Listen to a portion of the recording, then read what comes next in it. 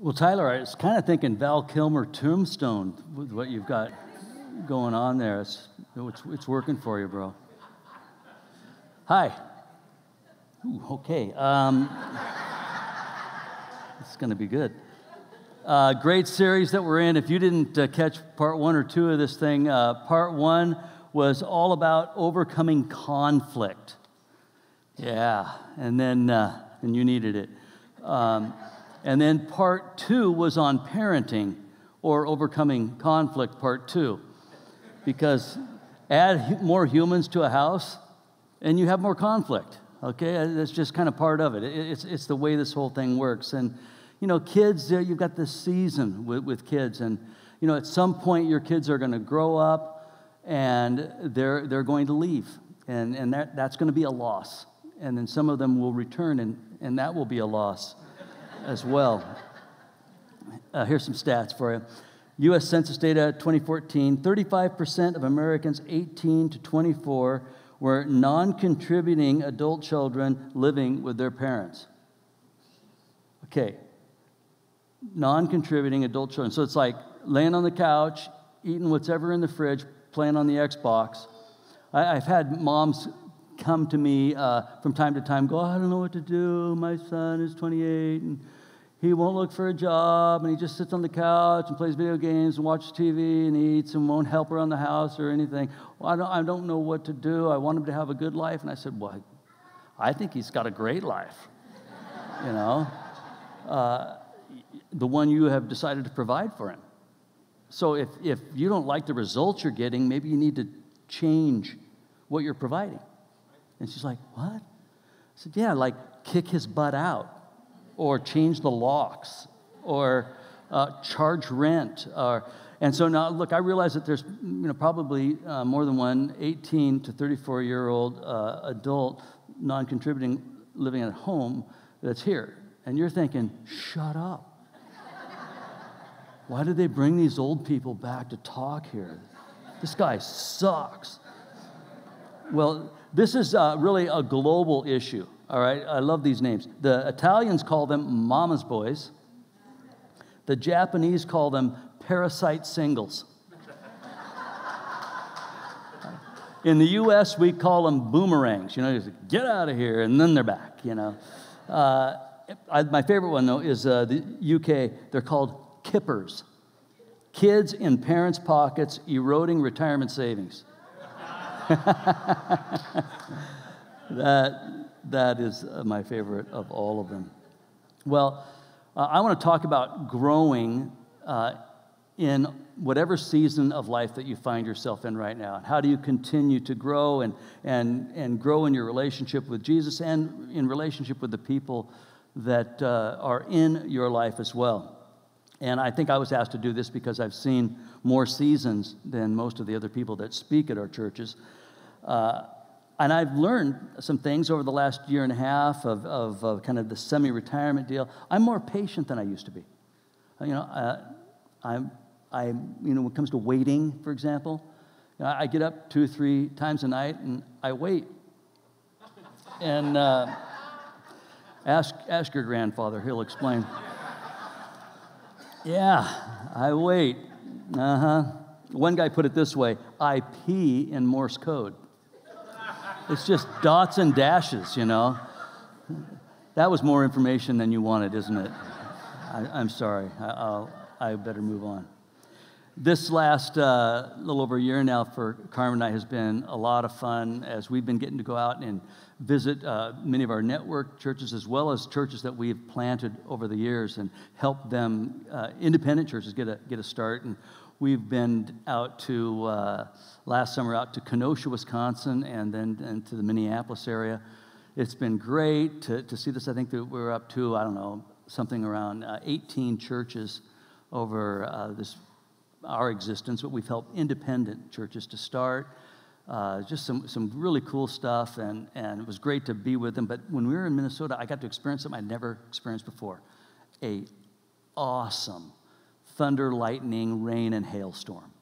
I mean, I've been in all of the above, but not like that.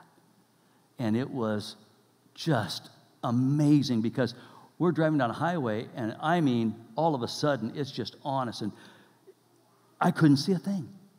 I couldn't see 5 feet in front of us. I'm just going, this is awesome. And Carmen's going, pull over. We're going to get hit here. So I did. I pulled over, and then we kind of tried to tuck the car into some trees to protect a little bit, but it was just so cool. Left about half an hour, and then we headed out. And as soon as we got back on the highway, just right there, 100 yards away, there's a giant tunnel where all the locals went. You know, their cars are protected. I was so glad I had a rental car that day. It was getting pounded by all that hail. So anyway, it just brought everything to a standstill. I couldn't move forward. It was not safe to move forward. I didn't know the area, didn't know the terrain. It was all new. And often that is a great description for the seasons in life that you face. You're not sure how to move forward. You've never been here before. You don't know what's around the corner. And so it just brings everything in life to a standstill. So here's the big idea. If you're taking notes, jot this down. Life's seasonal shifts will be both expected and unexpected. Expected and unexpected. Some seasons are predictable. You know, if you have kids, at some point there's going to be an empty nest. That is one of those, it's getting there. Doesn't mean it's easy. Might be a difficult season for you, but at least you know it's coming. You can do something to prepare for it. Others just come out of nowhere. Matter of fact, let's read this first verse in our outline together, and we do this with our outside voices, okay? Ready? Go. As long as the earth... we're going to do this with our outside voices out loud. I wasn't clear. Ready? Go. As long as the earth endures, nothing will put a stop to planting and harvest, cold and heat, summer and winter, day and night. God has established certain seasons for human activity, but there's a lot of other seasons. Relational seasons, spiritual seasons, emotional seasons. There's all kinds of seasons that we face in our life. So here's the first thing I want to look at. Life's seasonal shifts can be discouraging and disorienting. They can really sort of take you out of the game. Maybe a career just stalls, or the debt is mounting, and you've got more month than money, and you're going, how am I going to make this work? Or you have health crisis, and it's just like that brings everything to a screeching halt. Or you lose a loved one, and grief just comes crashing down, and you don't see how you could ever get past it. So you can't control often when these things happen or the duration.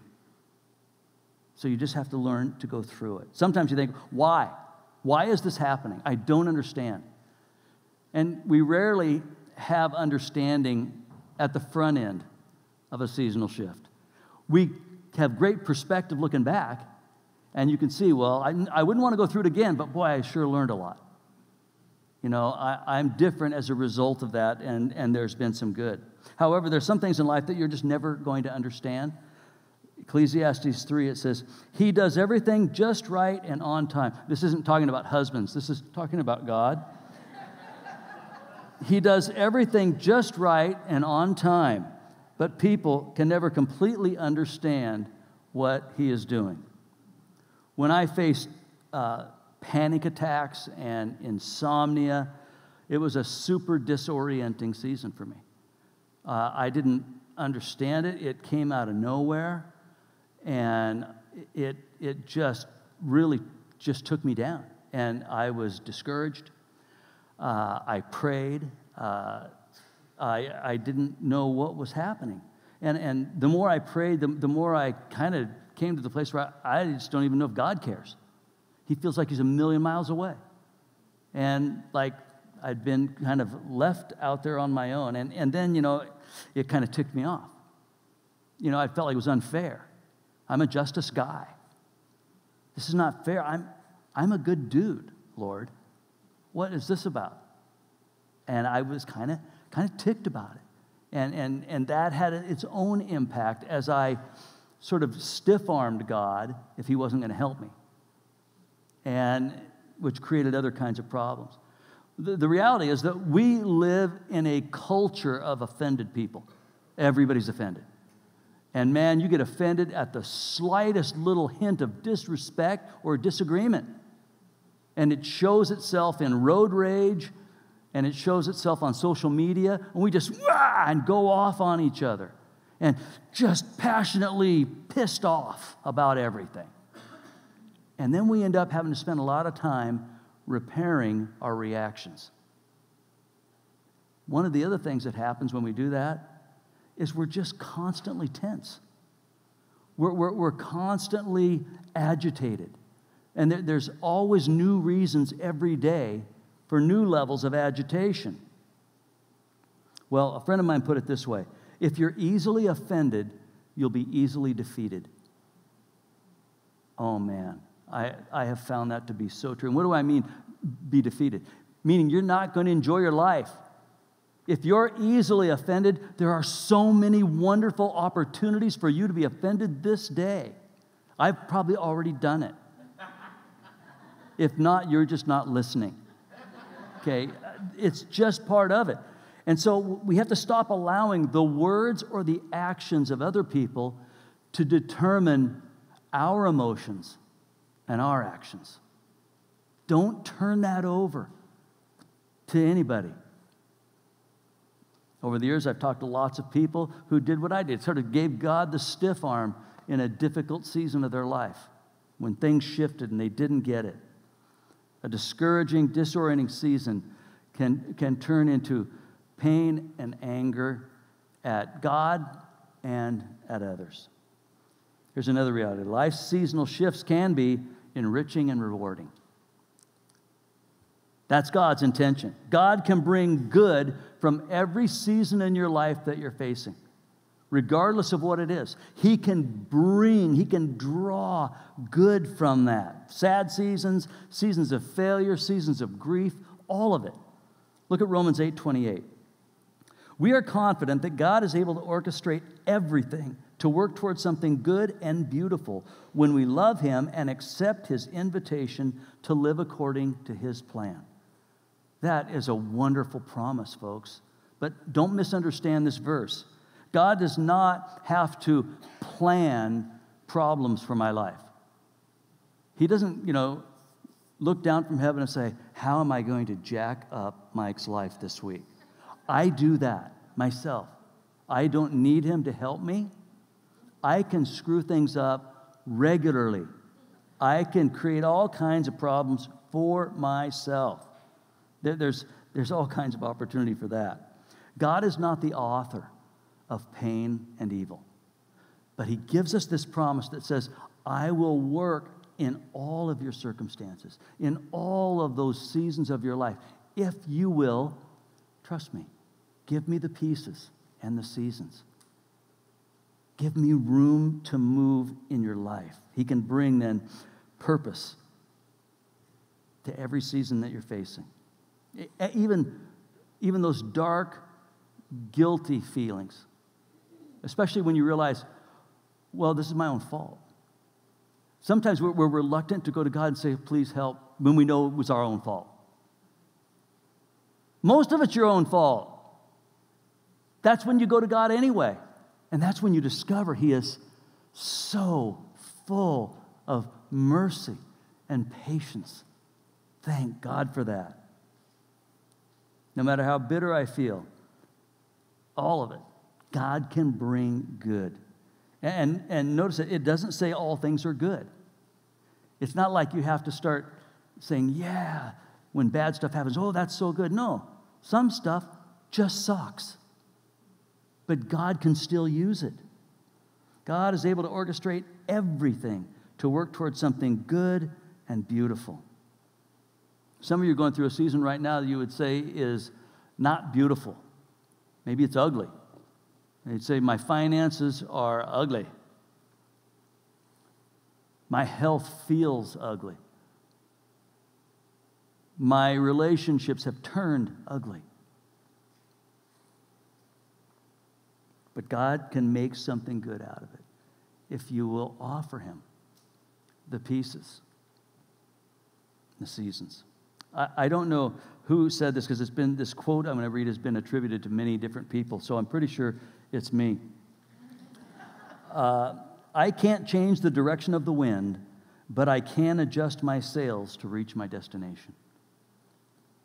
You know, I think one of the things that causes us to resist that surrendered approach to God is we have this destination in mind. We have a way to get there, and we don't want to adjust. Instead of saying, Lord, I surrender the destination to you, and adjust our sails, adjust to the situation you find yourself in. Galatians 6:9. So let's not get tired of doing what is good. At just the right time, we will reap a harvest of blessing if we don't give up. We sow in one season, we reap in another. You sow in the spring, you reap in the fall. But in our instant gratification society, you know what we want to do?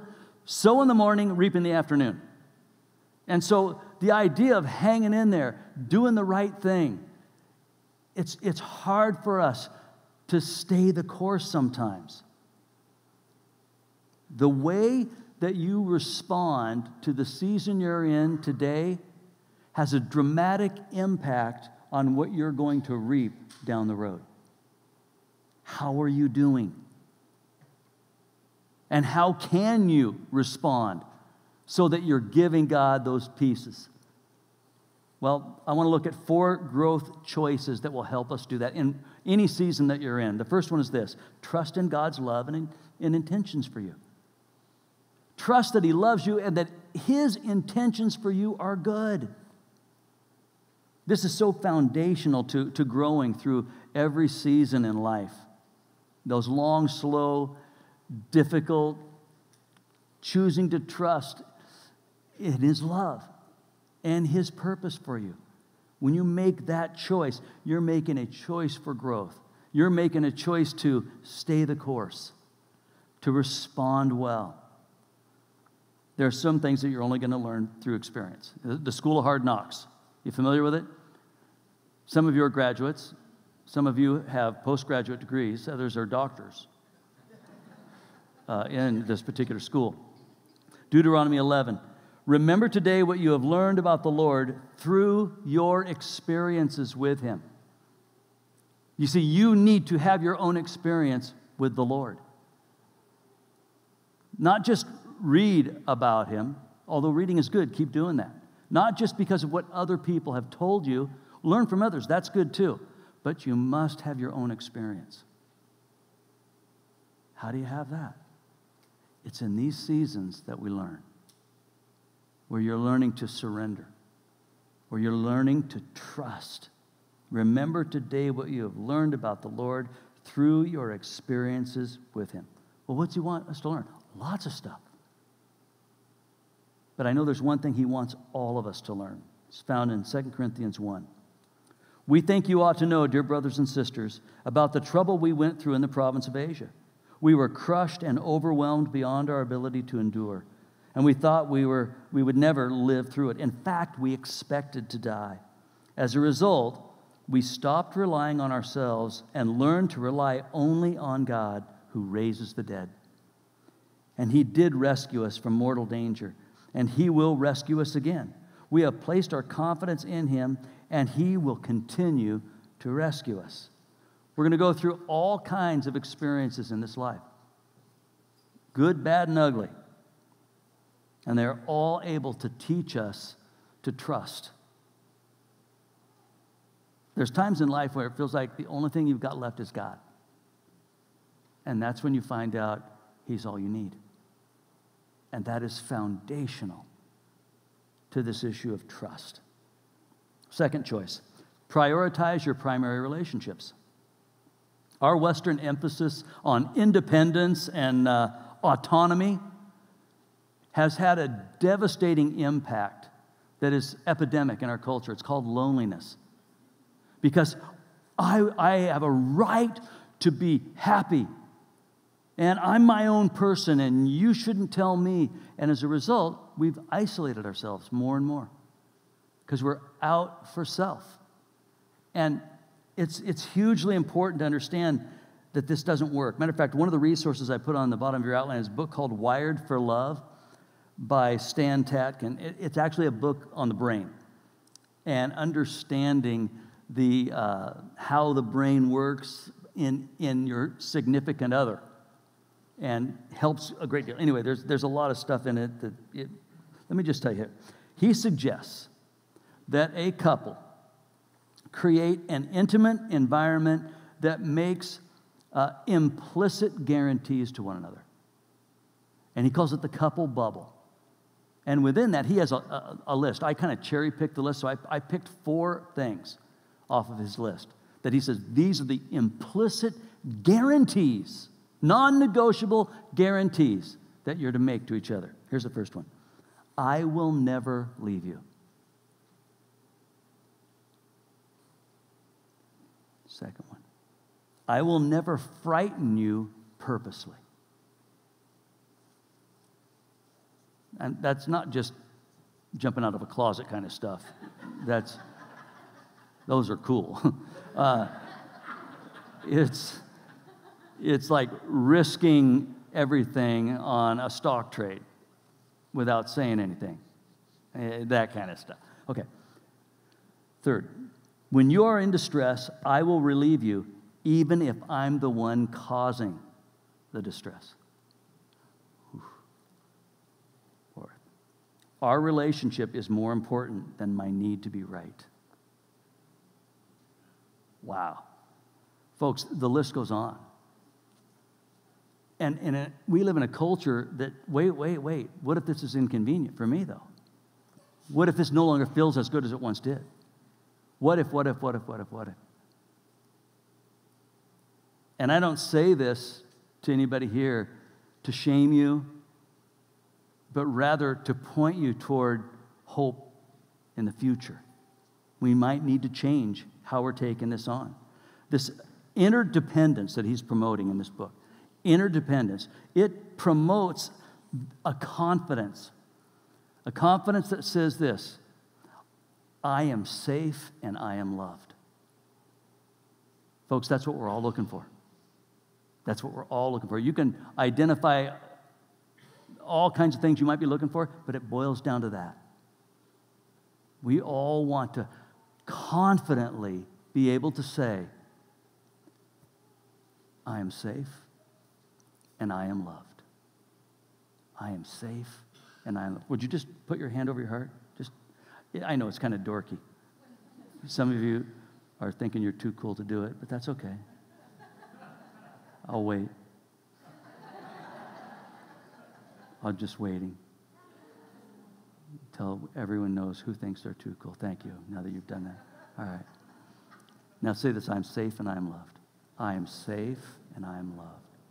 That's a little mantra that we have been using with my daughter has been doing foster care. And there's a little 3-year-old who's been through some real trauma. And as a result, one of the things we say when it goes to bed, have him cover his heart. I am safe and I am loved. We all want that. But the focus on self, you know what it ends up doing? We end up putting happiness off. We think we're going for it, but we end up just shoving it forward, because if it really is about me, then everything has to be right, in place, before I can be happy. And so we keep putting it off. Well, you know what? When the kids are out of diapers, then I'll be happy. When the kids go to school, then I'll be happy. When the job comes through, then I'll be happy. When the boss leaves, then I'll be happy. You know, we have our own list. You know, when I find a spouse, then I'll be happy. When I get rid of this spouse, then I'll be happy. There's all kinds of things we're doing. But the Bible says that we need to be thankful and joyful right now, in the season you're in. Look at this one. 1 Thessalonians 5 says, give thanks in all circumstances. This is God's will for you in Christ Jesus. Notice it does not say for all circumstances. Oh, I came home and my house burned down. Woohoo, praise the Lord. I'm so thankful for that. That's stupid, okay? So if you kind of grew up with some sort of, hyper faith thing that says, no, you've got to be positive confession and this is awesome. Sometimes stuff just stinks, folks. But we can still trust in His love and His good intentions for us, even in the middle of disaster. Then we learn, I'm not rejoicing for this situation. I'm going to trust in it. But when we always want to just get out of it and move beyond it, we miss that. What are you in right now that you need to say, no, Lord, thank you. I'm going to experience your peace and your joy right now in the middle of this circumstance.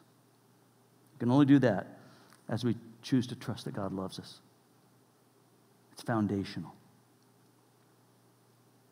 One of the most pivotal concepts in life is this: time is life and life is short. That's just a reality. It's becoming more and more, I'm becoming more and more aware of it each year. James 4:14, it's not on your outline, you can jot it down, says this: how do you know what will happen tomorrow? What, after all, is your life? It's like a puff of smoke, visible for a little while and then disappearing into thin air. One of the fallacies that we kind of convince ourselves of is that I've got time. I've got time. So I'm going to prioritize, those significant relationships in my life later, because right now I got to focus on this. So I'm going to set that aside, even though it's the priority. And I'm going to focus over here, because I've got time. Folks, it's a puff of smoke. And you're going to have to make some very difficult choices in the season you're in. What are the priorities in your life in this season? That will mean limitations. That will mean letting go of some other things. It's part of it. A friend of mine was talking about this. He's a pastor, author, one of my favorite authors. Pastors a church in North County, a guy named Larry Osborne. And he had a small group of us at his house, pastors, and we were talking with him and just learning from him. He's a super, super smart dude and really good guy. He said something about this seasons priorities thing that I wrote down. Listen to this. I delayed my writing career because of the time and attention required to be a dad and a husband while raising a family. I now have the margin in my schedule to write, and because of the added years of life experience, I have a whole lot more to say. He had a dream. He wanted to write and he wanted to publish these books, and he's done it, but he put it off. He put that on hold because there were other priorities in the season he was in, and now he's getting to experience it in the season he's in now. When you look at your life, what's important now? There's good and bad in every season. There are limitations and opportunities in every season. The point is, in Philippians 4:11, I have learned to be content whatever the circumstances. I'm so glad Paul said learn. I have learned. I've had to learn this. This takes work, folks. This takes practice to pull this off. The moment I'm living in, if we're wise, we will learn to live in this season. Gain everything we can from it before we move forward. Third choice, communicate clearly and often. And some of you might be saying, oh boy, every time we communicate, it's a war. Well, then you need to communicate more. That sounds like fun. But no, you gotta learn how. You probably just are bad at it. And so you need to do more of it to get better at it. A whole lot of my closest friends, English is not their first language. And so from time to time, we have laughed pretty hard about some of our miscommunications as language breaks down. A couple years ago, I was doing part of the relationship series, and my weekend I did the sex talk. And got home on Sunday, I'm chilling on the couch, and I'm going to change the names here to protect the not very innocent. But I call them Maria and Juan. Now, if you're here as a couple and you're Maria and Juan, I'm sorry. It was totally random. I didn't know you would be here. But anyway, Maria sent a text to me, to my wife, and to her husband. And it said this: Mike, your sex service was so good. We should meet for dinner. When are you available?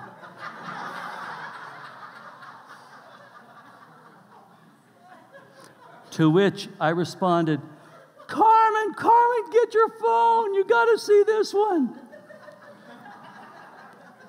And then Juan responded, it sounds like she's hitting on you. That's my wife's English for you. To which there was then a flurry of texts from her saying, wait, no, that's not what It was awesome. Anyway, if you want to find out more, Juan and Maria are right over here. Okay. I think. I'm not sure.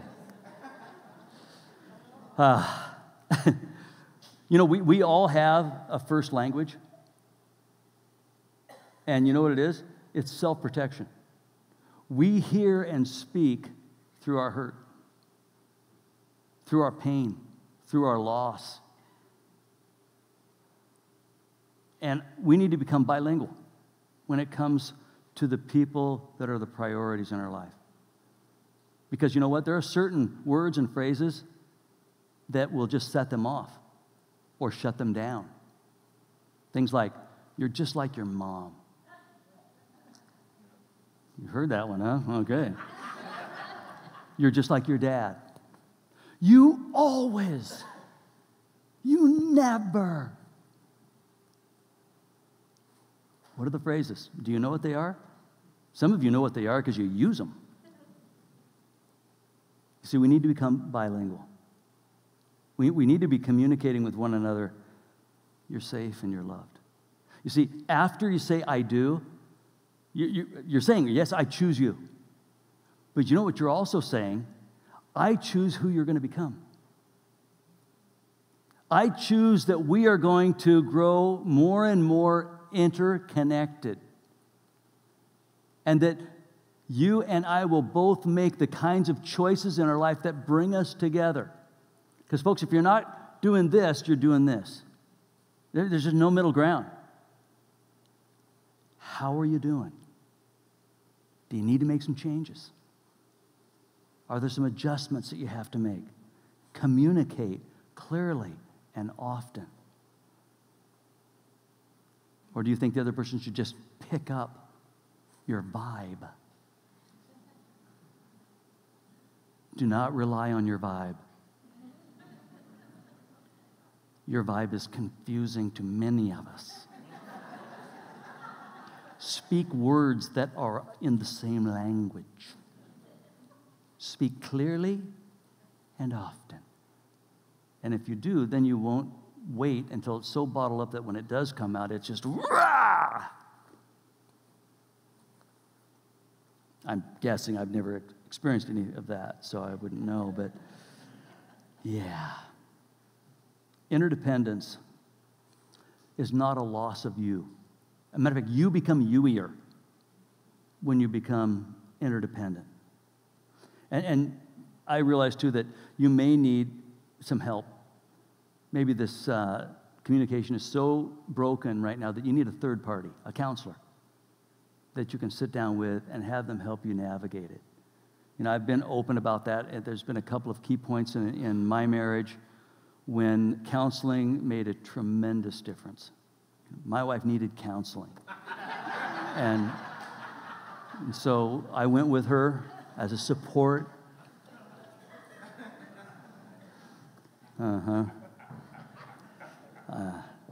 She's not here. I'm very brave, very brave. Proverbs 20. Knowing what is right is like deep water in the heart. A wise person draws from the well within. We were created to love and to hope deeply. But something happens. It's called life.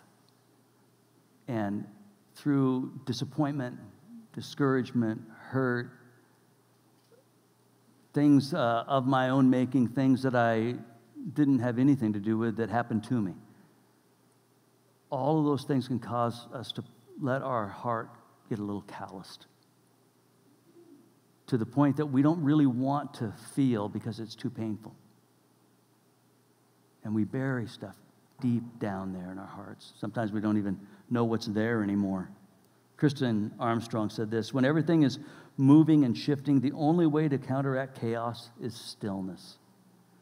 When the surface is wavy, dive deeper for quieter waters. Around here, we have promoted this from time to time. We call it silence, solitude, stillness. That confidence of I am safe and I am loved, if you're a Jesus follower, the reservoir that is there to fill you is that relationship with Jesus. And it's discovered, and you connect in silence, in solitude, in stillness. Have you taken any time? Or are you going to do that? I've got time, I'll get to that. We need that. We need that connection.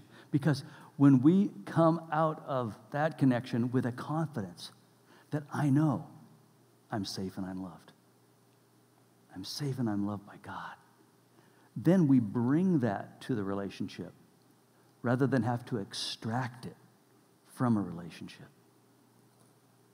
I'm safe and I'm loved. Now, another resource I put on there was why zebras don't get ulcers. And there's a lot of woo-woo spacey junk in the book. Relax.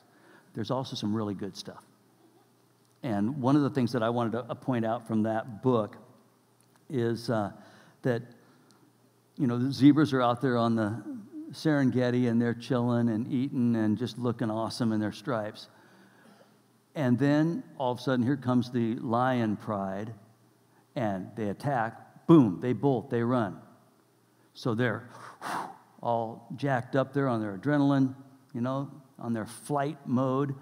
And then they get to a new spot, and everything's cool. And so they chill. We live in a culture that causes us to live in something that, in the book, he described as anticipatory stress. We are constantly stressed because you're waiting for the other shoe to drop. Some of you are professional worriers. You're good.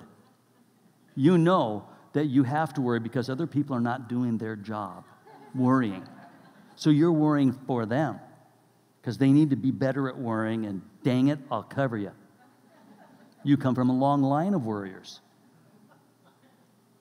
And I'm telling you, as funny as that might be, that's so true, I'm going to tell you right now, you've not been taking the time for silence, solitude, and stillness then. Because you've got to learn to download that so that you can have peace, so you can say with confidence, I'm loved, I'm safe in this relationship. That's powerful and so, so, so important. All right, last choice here. Start today. I'm just going to tell you right now, if you don't do anything about this, if you don't make some choice, I'm going to sit down, and within the next 24 hours, I'm going to take 10 minutes with nothing else, just silence. I'm going to make that phone call. I'm going to start the conversation. I'm going to make an appointment with the counselor. If you don't do something within the next 24 hours, this is just, I think there were some things that were funny about that. I don't remember anything else. What are you going to do? Start today. Make some choices. And if you want to grow in a difficult season, help somebody else who's in that season. Proverbs 3:22. Whenever you're able, do good to people who need help. Maybe there's someone you know is going through a season you've been through. Can you help them? What are you going to do today? A friend of mine started a growth group. Laura Randall started a group for, they call it Level 2 Moms. It's for those in or close to the empty nest. And they recently, a couple months ago now, put care packages together to send for Christmas presents to their children that are away at college. And that's this growth group. Well, Laura is got one kid left at home, two gone, and she's close to the empty nest. So she thought, well, I'm going to get some people together that are interested, and we're going to figure this out together. And so, it's been, difficult for some, and so they really minister to each other. I think all the husbands are having cigars and beers and celebrating, but I think the gals have responded differently. Figure out the season you're in, and then link up with others for mutual encouragement and support. Ecclesiastes 11:4. Farmers who wait for perfect weather never plant. If they watch every cloud, they never harvest. If you're going to wait until all the conditions are perfect to do something about moving forward and moving on, you're never going to do it. Well, I'd like to do the silent solitude stillness thing, but I really don't have the time for it because I'm trying to catch up on all the Game of Thrones before the new one comes out. Don't wait. Trust in God's love. I'm safe and I'm loved. Think back to what Paul said. We read it. I made a choice. I had nowhere else to go. I trusted God. And what I discovered was that He rescued us. And He will rescue us again. And we're going to keep trusting Him to rescue us again and again. I need to tell you something. Paul's dead. They killed him. Well, what the heck? Have a great week. You see, I'm safe and I'm loved doesn't mean I'm not going to face real world situations. I am. The fact is, none of us are getting out of here alive. Not this room, I mean this life. Bring out the Kool-Aid now. Pass it down your road. Nothing like that.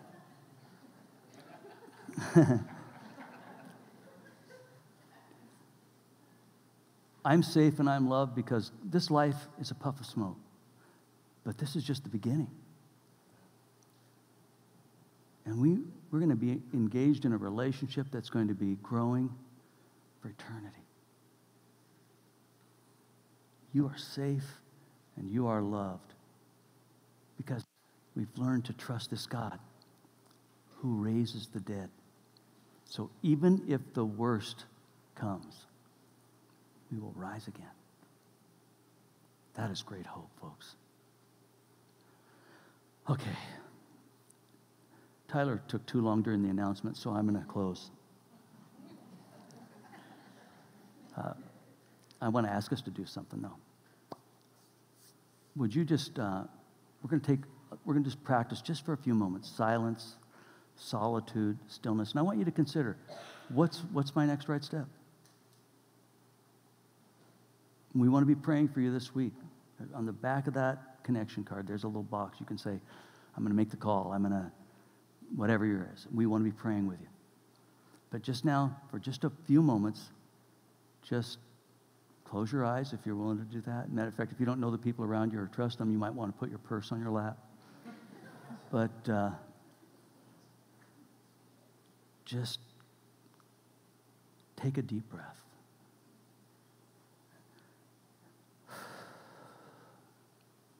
And another.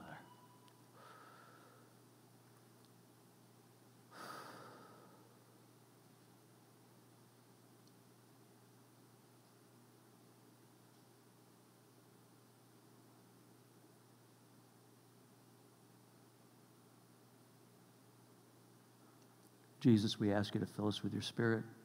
Help us learn to be content, whatever our circumstances. Help us, Lord, to trust in your amazing love and intentions and purposes for our lives.